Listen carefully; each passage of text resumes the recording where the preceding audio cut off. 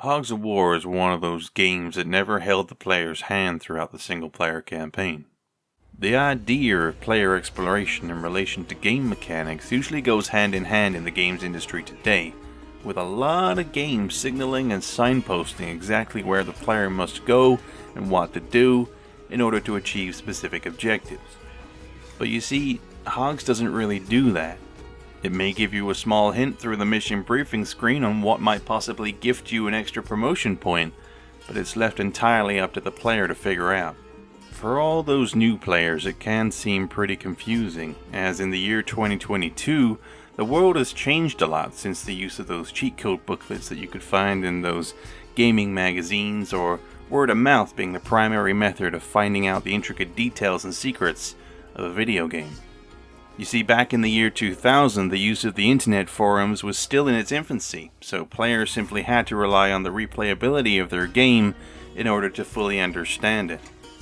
Now personally, I really like this type of game development, as today's modern world tends to spoon-feed players exactly what they should be doing and when they need to do it.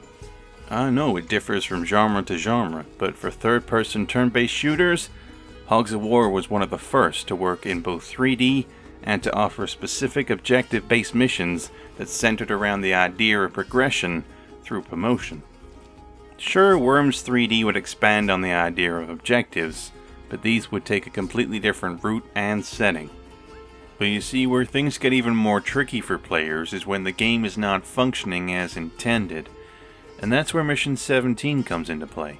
The mission itself is simple enough. You have 4 enemy pigs, all placed in tents. Destroy the first 2 tents, you get a medal. Destroy the last 2 tents, you get another medal. Simple, right? 2 extra medals to gain. Where could things go wrong? The problem lies with version disparity. You see, Hogs of War was originally released on the 25th of August 2000 in Europe, then the North American release came 1 month later on the 29th of September. So, we end up with 2 different versions of the same PlayStation version of Hogs, in what would generally come to be referred to as the PAL and NTSC versions. Back in the good old days, before TV switched to digital broadcasting, in Europe, PAL, short for Phase Altering Line, was used as the primary color encoding system for analog TVs.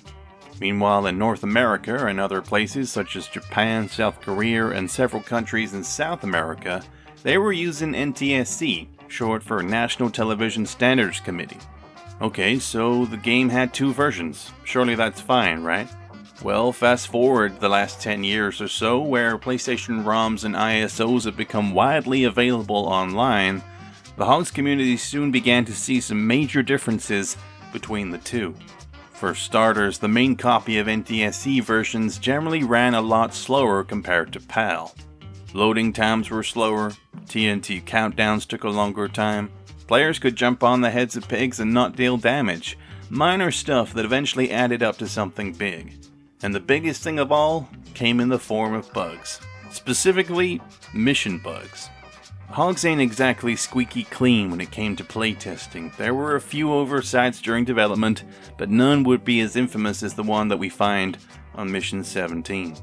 Despite its considerable differences to its European counterpart, the NTSC version of Hogs had no problem when it came to the medals on this mission. They dropped in as intended. But on the PAL version, now that's where things start to get messy. For starters, the player can only acquire 1 medal, not 2 for destroying the tents. What makes it even more confusing here, though, is that if the player destroys the lowest tent last, then this'll happen. Yes. Don't send an idiot to do a Hog's job, eh? You destroyed the wrong thing. And wasted a valuable promotion opportunity. So rather than congratulating you on taking care of the objective, the player is told the opposite. No medals, end of story. I even decided to dive into this deeper. Does that second medal even exist in any way in the PAL version? Well, looking at the map data for the PAL version, I can definitely confirm that that mission is broken. All other maps can be viewed just fine, but Mission 17's medal bug makes it impossible to fix. at least from my own capabilities.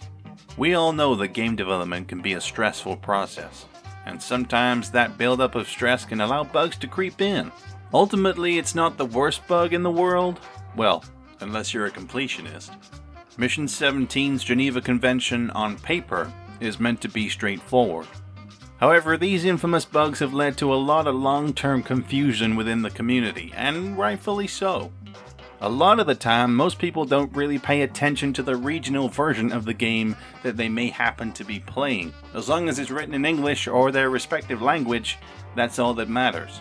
The metal bugs on Mission 17's PAL version are a pain in the ass, but in a lot of ways it's the influx of those different versions being spread online that has at least allowed the community to get to the bottom of how these bugs occur. Hell, it's not even a good mission anyway.